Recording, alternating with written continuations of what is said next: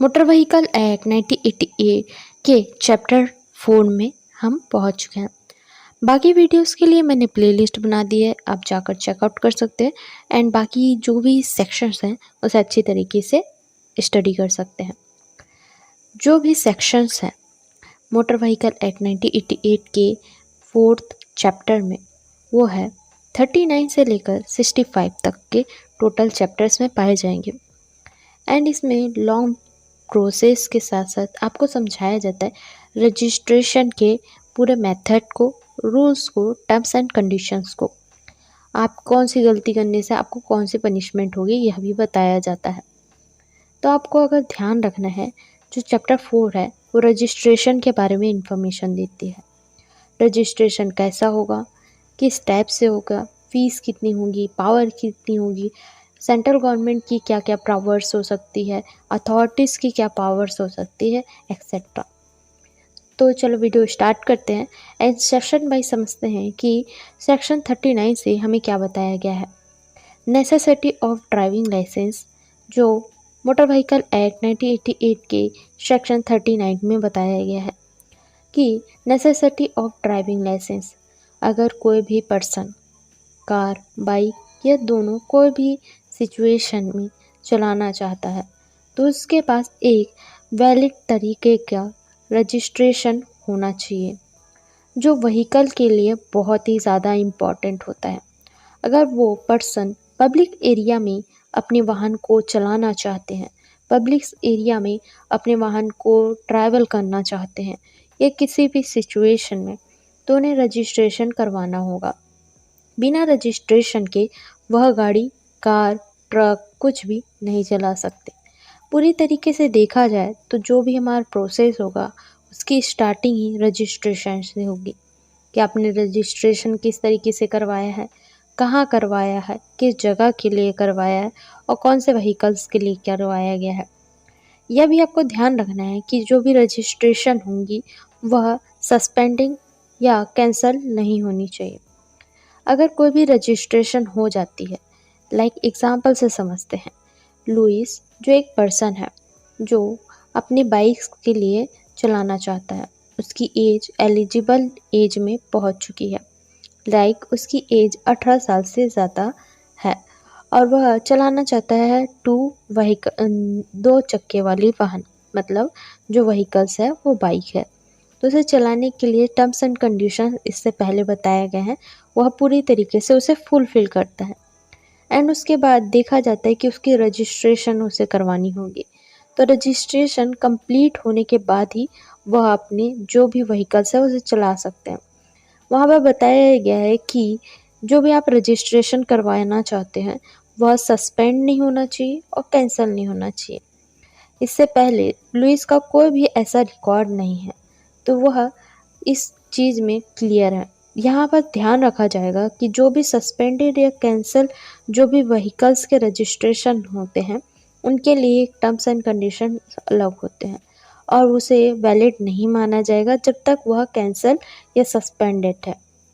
Registration कराते समय आपको कौन सी चीज़ें दी जाती है, मैंने प्लेलिस्ट बना दी है, वहाँ पर भी आपको बहुत सारी इन्फॉर्मेशन मिलेगी नंबर प्लेट के बारे में। रजिस्ट्रेशन में आपको नंबर प्लेट की तरह दिया जाता है कि जो भी मार्क होते हैं, रजिस्ट्रेशन प्लेट के जो मार्क होते हैं उसे दिया जाता है। लाइक अगर आप रहने वाले हो बिहार के तो आपका जो भी नंबर रजिस्ट्रेशन मार्क होगा वो BR होगा। इसके लिए प्लेलिस्ट बना दी है मैंने कि प्लेलिस्ट में बताया गया है कि जो भी हमारे जो रजिस्ट्रेशन मार्क होते हैं कौन से सिटी के और कौन से राज्य के क्या क्या होते हैं। तो वहाँ जाकर आपको कोई कन्फ्यूज़न नहीं होगा, आपको डिस्क्रिप्शन में लिंक मिल गया है, आप जाकर देख सकते हो। तो मैं एग्जांपल के तरीके से बताती हूँ। अगर आप रहने वाले बिहार के तो आपका जो भी रजिस्ट्रेशन मार्क होगा वो BR होगा। छत्तीसगढ़ के रहने वाले हो तो CH होगा। मध्य प्रदेश के रहने वाले हो तो MP होगा एंड उत्तर प्रदेश के रहने वाले हो तो UP होगा। इसी तरीके से बताया गया है सेक्शन 39 के इंफॉर्मेशन को। इसे शॉर्ट तरीके से समझे तो रजिस्ट्रेशन आपका होना चाहिए, उसमें कोई भी सस्पेंडेड या कैंसिल कोई भी सिचुएशन नहीं आना चाहिए, या पर्सन का कोई भी लाइसेंस में प्रॉब्लम नहीं आना चाहिए। रजिस्ट्रेशन मार्क आपको कंप्लीट करना है अपने बाइक्स का, कार का या कोई भी व्हीकल का, पूरी तरीके से क्लियर होना चाहिए। यह बताया गया 39 में। नेक्स्ट, मोटर व्हीकल एक्ट 1988 के सेक्शन 40 में क्या बताया गया है? रजिस्ट्रेशन के बारे में इंफॉर्मेशन दिया गया है कि रजिस्ट्रेशन कहाँ पर होगा और किस तरीके से होगा। आपका रजिस्ट्रेशन आप जहाँ रहने वाले हो वहीं होगा। अब जैसे आप रहने वाले हो बिहार के, तो आप बिजनेस के लिए जाते हो यूपी, तो आप वहाँ व्हीकल चलाने के लिए देखा जाता है कि चलो हम ले लेते हैं, एक बाइक ले लेते हैं, तो बाइक तो आप ले लोगे लेकिन रजिस्ट्रेशन आपको करवाना पड़ेगा। तो ऐसा नहीं है कि आप बिहार में रहने वाले हो तो आपको बिहार जाकर ही अपना रजिस्ट्रेशन करवाना पड़ेगा। नो, अगर आप यूपी गए हो या किसी भी राज्य में जाओ तो आप वहाँ रहकर भी अपना रजिस्ट्रेशन करवा सकते हो उस कार का, बट आपको एक वैलिड दिखाना पड़ेगा कि आप कितने साल तक वहाँ रहने वाले हो। ऐसा नहीं है कि आप 2 महीने के लिए जा रहे हो और आप वहाँ जाकर रजिस्ट्रेशन करवा लिए, हो गया। नहीं, अगर आप रहने वाले हैं 2 साल या 3 साल तो ये वैलिड माना जाएगा। आपको पूछा भी जाएगा कि आप कितने साल तक यहाँ रहने वाले हो, उस हिसाब से आपका जो भी रजिस्ट्रेशन होगा वो होगा, जो आपको आगे चलकर पता चलेगा। रजिस्ट्रेशन आप कहाँ करवा सकते हो? जहाँ बिजनेस करने जा रहे हो, पढ़ाई करने जा रहे हो, या कोई भी ऐसी जगह जहाँ स्टेट से आपने अपनी कार ली है। किसी भी जगह व्यापार करने जाते हो या रहने जाते हो अपने सिटी से अलग जगह, ऐसे जगह जहाँ आप अपने बाइक्स एंड कार को पार्क करोगे, मतलब जहाँ रहोगे वहीं पार्क करोगे, तो उसी जगह के देखा जाएगा कि रजिस्ट्रेशन करवाना होगा। आप रहने वाले हो बिहार के और यूपी जा रहे हो, तो वहाँ के जहाँ भी स्टेट में आप जहाँ भी अपना घर ले रहे हो तो उस जगह के पूरा दिखाया जाएगा कि इस जगह मैं अपनी कार पार्क करूँगा या यहाँ मैं रहूँगा, और ये सारे टर्म्स एंड कंडीशंस होते हैं जो आगे चल के आपको पता चलेगा। तो आपको इसमें बताया गया है कि जो भी रजिस्ट्रेशन है आप जहाँ रहते हो वहाँ आप करवा सकते हो, और उसके लिए आपको बहुत सारे टर्म्स एंड कंडीशन नहीं होते, बस आपको बताना पड़ता है, वैलिड रीज़न देना पड़ता है। तो आपका जो भी लाइसेंस है वो पूरी तरीके से कंप्लीट होगा और रजिस्ट्रेशन कंप्लीट हो जाएगा। अब नेक्स्ट चलते हैं, उसमें बताया जाएगा कि नेक्स्ट में क्या बताया गया है। मोटर व्हीकल एक्ट 1988 के सेक्शन 41 के बारे में रजिस्ट्रेशन किस तरीके से करा जाएगा। फर्स्ट में क्या बताया गया, इम्पॉर्टेंट है बहुत। सेकंड में बताया गया आप कहाँ कर सकते हो। थर्ड में बताया जाएगा आपको कौन कौन से नेसेसिटी है कि आपको करना ही पड़ेगा, कौन से rules and terms and conditions हैं, एंड उसके साथ साथ प्रोसेस क्या होगी, यह 41 में बताया गया है। तो चलो समझते हैं कि क्या बताया गया है। अगर कोई भी पर्सन अपने जो भी व्हीकल्स के रजिस्ट्रेशन करवाना चाहते हैं, तो रजिस्ट्रेशन ऐसा तो नहीं होगा, तो उसके लिए क्या लगेगा, एप्लीकेशन के जो भी फॉर्म्स हैं उसे आपको फिलअप करना पड़ेगा।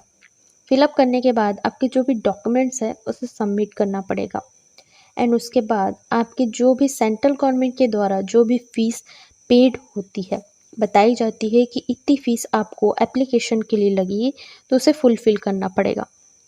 तो देखा जाए तो लुइस अगर रजिस्ट्रेशन करवाने जाते हैं तो सबसे पहले उसे एप्लीकेशन फॉर्म लेना पड़ेगा, उनके साथ उन्हें जो भी डॉक्यूमेंट्स सबमिट करने बोला जाएगा उसे करना पड़ेगा, एंड जो भी एप्लीकेशन की फ़ीस होगी उसे कंप्लीट करनी होगी। सेंट्रल गवर्नमेंट के द्वारा एक फ़ीस रखी जाती है जिससे वह लॉन्ग टर्म में आपका जो भी प्रोसेस है उसमें जितनी भी फ़ीस लगती है उसे पेड कर सके। ये ज़्यादा नहीं होती, बट जितनी भी होती है आपको कंप्लीट फ़ीस को कंप्लीट करके देना पड़ेगा। सब सेक्शन 2 में क्या बताया गया है, अगर कोई भी पर्सन अपनी रजिस्ट्रेशन करवाना चाहता है तो वह अपने नाम से ही करवा पाएगा। घर में रहने वाले हैं 4 लोग, तो ऐसा नहीं है कि पर्सन 4 लोगों के नाम से रजिस्ट्रेशन करवा ले।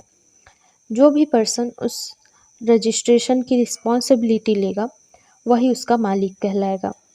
घर में रहने वाले हैं पापा मम्मी जो भी आपके फैमिली मेम्बर हैं, उनमें से कौन पर्सन जो इस चीज़ को चलाने वाले हैं या इसे यूज़ करने वाले हैं, तो उनके नाम से इसे रजिस्ट्रेशन करवाया जाएगा। तो बेसिकली सब सेक्शन 2 में बताया गया है कि जो भी इस चीज़ को चलाना चाहते हैं, अब कोई भी हो सकता है, कार, ट्रक, बाइक, तो वो कोई भी वाहन चलाना चाहते हैं तो उसी के नाम से उस रजिस्ट्रेशन को करवाया जाएगा।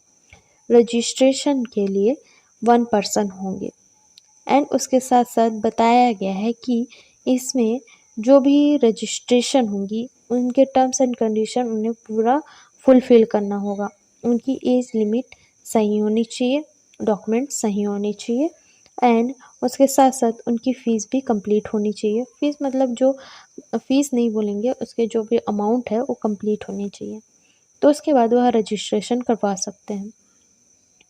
सब सेक्शन 3 में क्या बताया गया है, जो भी रजिस्ट्रेशन अथॉरिटी होती है वह उसे इशू करेगी।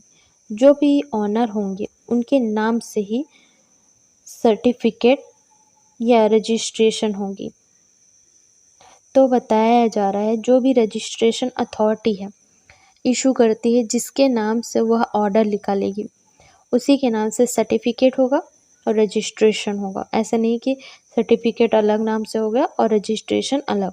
तो लुइस अगर अपने जो भी एन एग्जाम्पल से समझते हैं कि अगर लुइस अपने रजिस्ट्रेशन करवाने के लिए जाते हैं एंड उनके डैड भी जाते हैं, तो उनके डैड ने उनको पैसा दिया है अपने बाइक्स को परचेस करने के लिए, तो यहाँ पर सर्टिफिकेट के लिए उनके डैड का नाम और रजिस्ट्रेशन के लिए उनका नाम नहीं होगा। जो भी सर्टिफिकेट में होगा वही रजिस्ट्रेशन में होगा। तो बताया जा रहा है कि लुइस को ही अपना भी सर्टिफिकेट में नाम और रजिस्ट्रेशन में रखना पड़ेगा।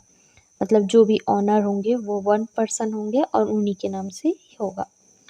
एंड जो भी इंफॉर्मेशन देना होगा, जो भी उन्हें सिटी है या कंट्री है या सेंट्रल गवर्नमेंट को आवश्यक होती है, उसे कंप्लीट करना पड़ेगा।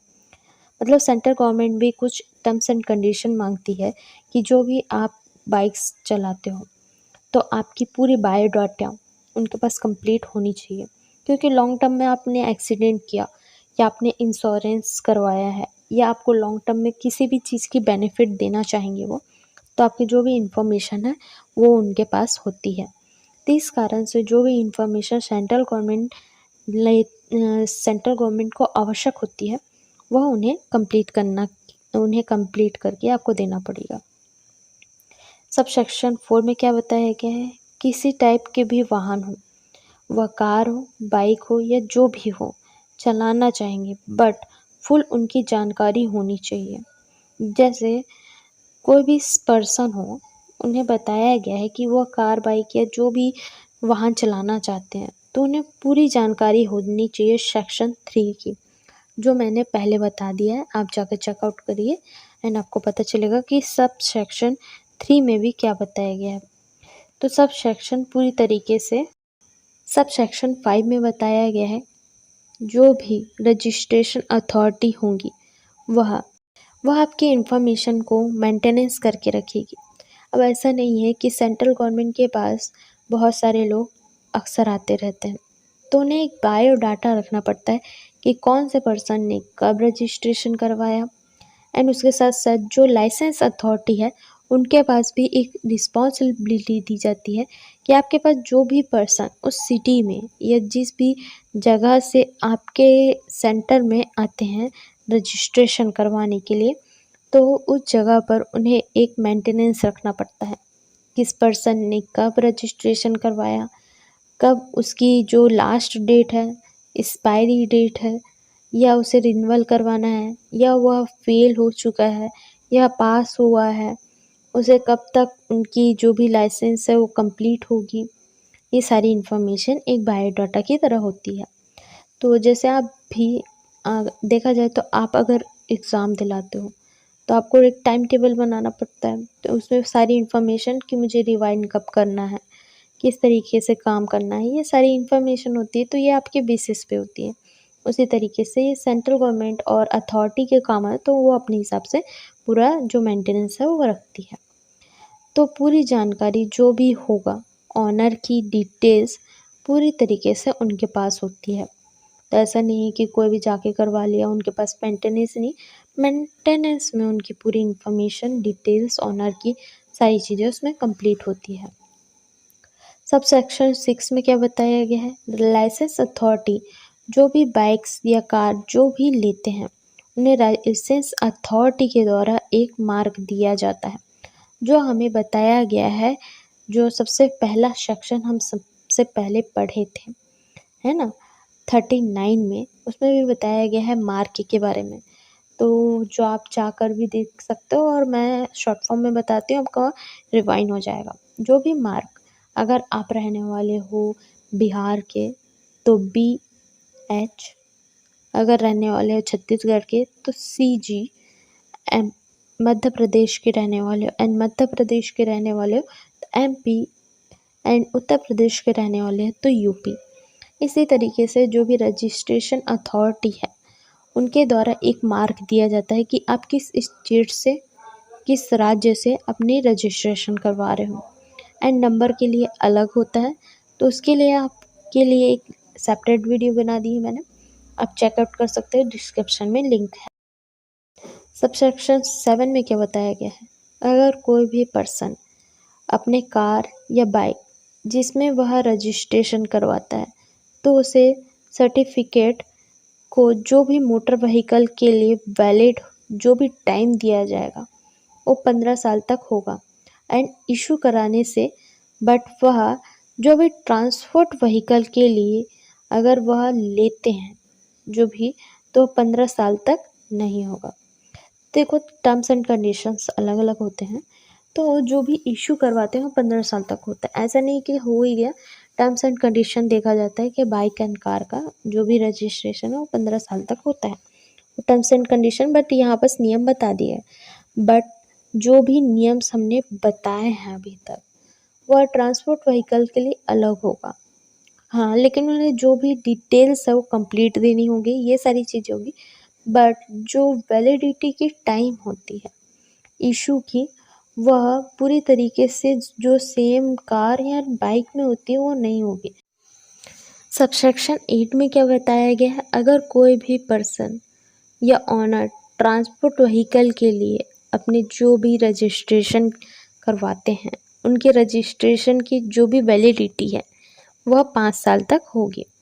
तो मैंने पहले ही बताया था कि जो भी ट्रांसपोर्ट व्हीकल होंगे उनका नियम अलग होगा। तो सब सेक्शन 8 में बता दिया गया है कि जो भी नियम्स हैं वह पूरी तरीके से अलग होंगे जो भी कार या बाइक के लिए, और जो भी ट्रांसपोर्ट व्हीकल के लिए अलग होंगे। तो ऑनर जो होंगे उनका जो वैलिडिटी होगा जो सर्टिफिकेट का, रजिस्ट्रेशन का, वह 5 ईयर्स तक होगा। 5 ईयर्स के बाद उन्हें पूरी तरीके से फिर से वह प्रोसेस को रिफाइन करना होगा। यही सारी चीज़ें बताई गई है सब सेक्शन पूरे 8 तक।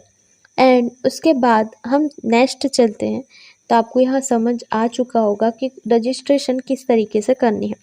शॉर्ट रिव्यू लेते हैं। फर्स्ट में क्या बताया गया है कि जो भी आपकी सेंट्रल गवर्नमेंट की फ़ीस होगी वो कंप्लीट होनी चाहिए, इन्फॉर्मेशन करेक्ट होनी चाहिए, डॉक्यूमेंट्स कंप्लीट होने चाहिए। सबसेक्शन 2 में क्या बताया गया है, सबसेक्शन 2 में बताया गया है कि जो भी ऑनर होंगे वह 1 पर्सन होंगे। घर में 4 लोग भी हैं तो चारों का अलग अलग नहीं होगा। 4 लोग हैं तो चारों का नहीं होगा, एक ही पर्सन का होगा। सबसेक्शन 3 में क्या बताया गया है, जो भी रजिस्ट्रेशन अथॉरिटी है वह इशू कराती है, जो भी ऑनर हैं, जो भी सर्टिफिकेट लेते हैं, उनका जो भी इंफॉर्मेशन है वो कंप्लीट होना चाहिए और सेंट्रल गवर्नमेंट के पास सबमिट करना होगा। तो डॉक्यूमेंट्स आप सबमिट करते हो फर्स्ट में ही, बट अगर नहीं करते हो तो यहाँ फिर से बता दिया गया कि सेंट्रल गवर्नमेंट के पास पूरी इंफॉर्मेशन हो। तो सबसेक्शन 4 क्या बताया गया है कि सबसेक्शन 3 में जो इन्फॉर्मेशन दी गई है, जो भी डॉक्यूमेंट्स है वो कंप्लीट सेंट्रल गवर्नमेंट के पास रहेंगे। 5th में क्या बताया गया है कि जो भी लाइसेंस अथॉरिटी है उनके पास आपके जो भी मेंटेनेंस होंगे वो कंप्लीट होंगे। वो आपके नहीं, सबके, मतलब जो भी मेंटेनेंस एक पूरी तरीके से रखते हैं। सबसेक्शन 6 में क्या बताया गया है कि जो भी मार्क होते हैं, रजिस्ट्रेशन मार्क, वो कंप्लीट तरीके से दिए जाते हैं, बट आपके जो भी डॉक्यूमेंट्स है वो कंप्लीट हो एंड जो भी रजिस्ट्रेशन हो कंप्लीट हो। एंड सब सेक्शन 7 में क्या बताया गया है कि जो भी कार व्हीकल्स चलाते हैं, बाइक व्हीकल्स चलाते हैं, उनकी जो भी रजिस्ट्रेशन टाइम है वो 15 साल तक होगी। बट टर्म्स एंड कंडीशन अलग अलग होते हैं, बट यहाँ एक ओवरव्यू दिया गया है। बट ट्रांसपोर्ट व्हीकल के लिए अलग होगी।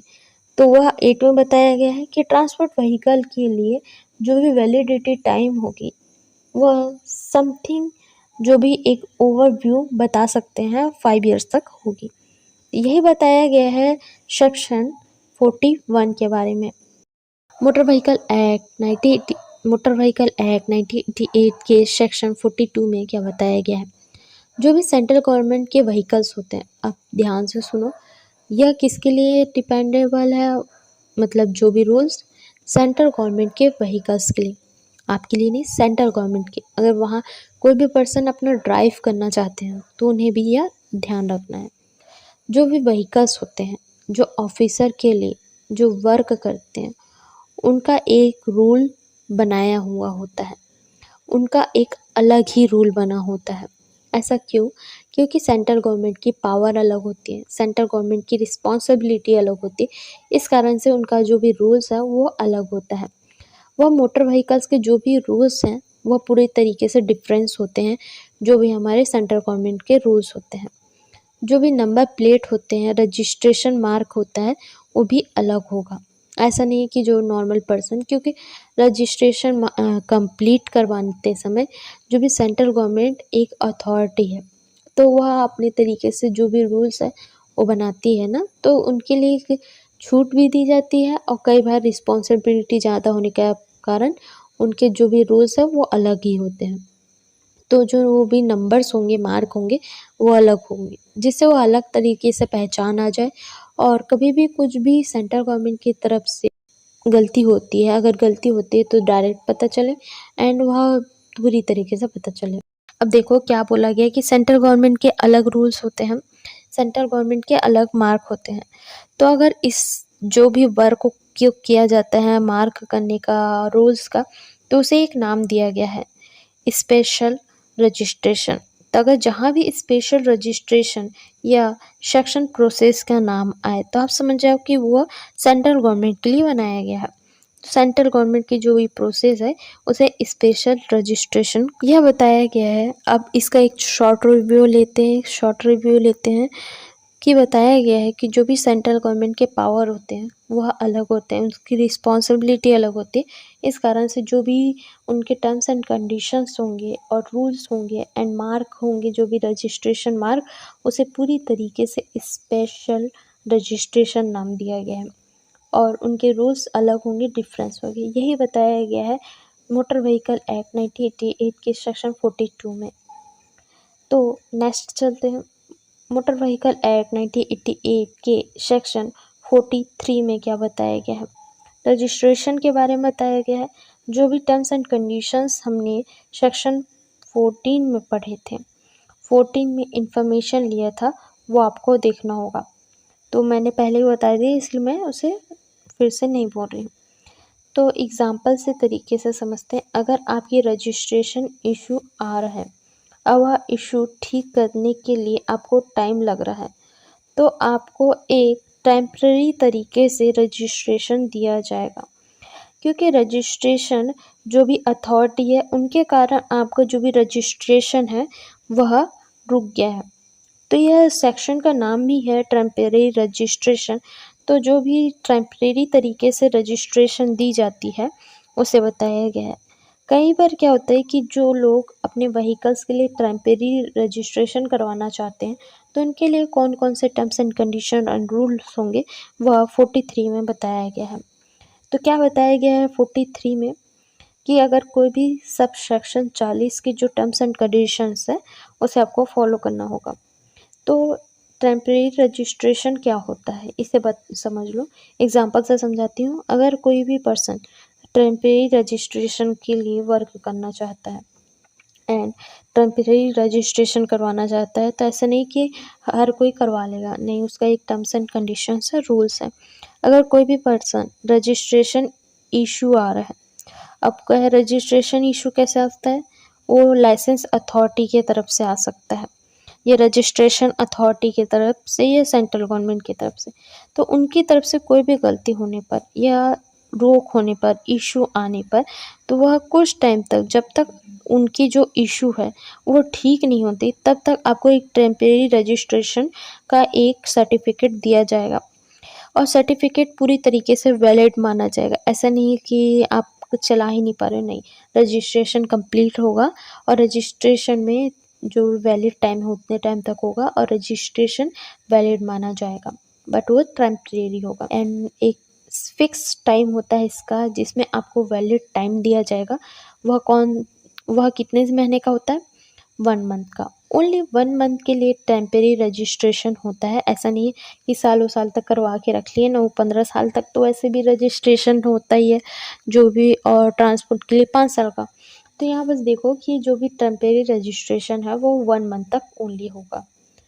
तो सब सेक्शन 2 में क्या बताया गया है, अगर कोई भी पर्सन रजिस्ट्रेशन करवाता है या रजिस्ट्रेशन करवाने के लिए प्रोसेस करता है, तो जैसे एग्जांपल से समझते हैं, मोहन अपनी कार को चलाना चाहता है एंड उसे टेम्परेरी रजिस्ट्रेशन दिया गया है।